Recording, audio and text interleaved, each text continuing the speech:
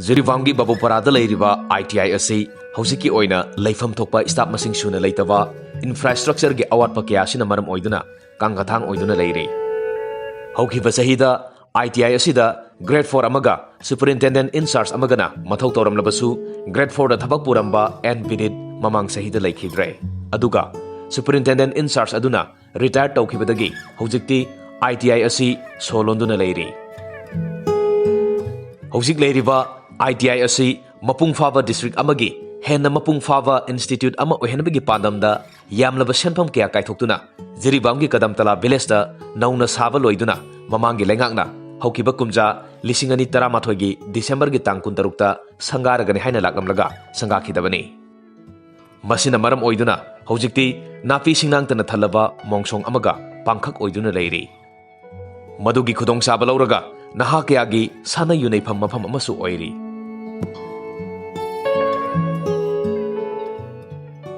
Jiribam District ki ITI asi Anova building asida hongjinduna Henna Mapung Fava Amadi Naharol Singidamakta Henna Khudong Saba ITI Ama Haibadu Ohenimagi Apamba Lamdamadongi Miyamda Leiri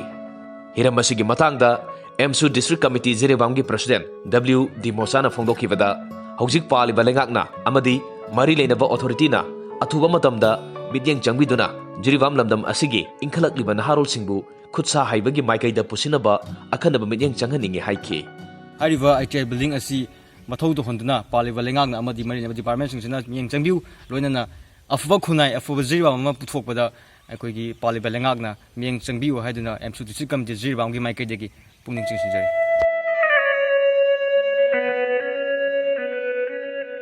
Mahakna Makha Taraduna Hojik Leiriva ITI asi Anuba building asida Atuba Matamda Hongjinbiduna Mathau to Honbiu Haiki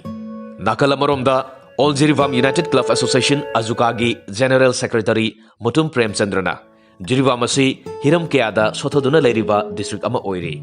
Hojik Staff Amata Leitana Leiriva ITI School Asisu Lengakna Amadi Mari Lenabasingna Midyang Changhaningi Hojik Jiribamgi Kadam Talada Leiriva ITI building asisu Atuba Matamda Sangaduna District Amagi Leifam Thokpa Thakta Pukhatpiu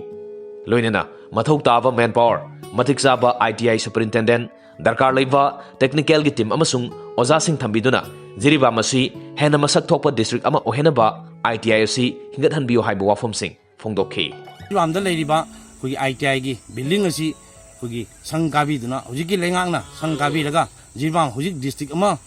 Leirabanina Magi Darkar Leiriba my manpower sing Matik Saba Superintendent Ama Thabiraktana Magi Legadaba Darkar Leiba Technical gi team Loinana Oza Singh Matik Saba Thambiduna Jiribam asi Yamna Mating Thokpa Adugumlaba Kugi Jiribam Ama Ohenbiduna ITI asi Hingat Hanbiu Haibadu Akoi All Jiribam United Club Association Azukagi Maikaidigi Loinana 2007 da Kugi Mamangi Lengakna Mamangi Lengaki Matamda Jiribamgi Kadam Tala da Kugi Yamna district Amada Legadaba Adumlaba ITI Matik Saba Magi building Nachingba Sadana Kugi Tauru Matunda 2011 da Kugi Hanagi government gi Kugi Chief Minister Masana